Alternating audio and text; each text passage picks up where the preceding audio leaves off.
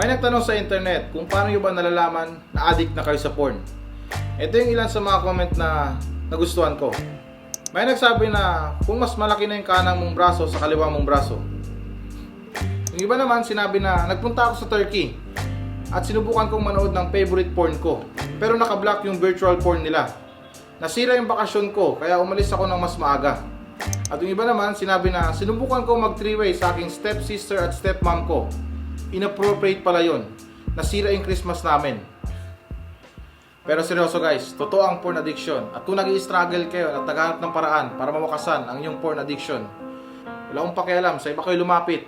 Dahil hindi naman ako makakatulong sa inyo. Ako, gusto ko lang mag-share ng mga nakakatawang topics kagaya nito sa aking podcast na Share Ko Lang Guys with me, Kuya Nash.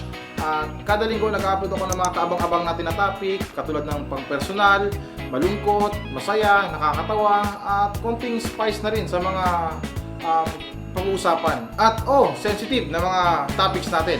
Pero bago po matapos ang oras ko, kailangan ko munang ipakita itong mga libreng abubots sa hotel na to.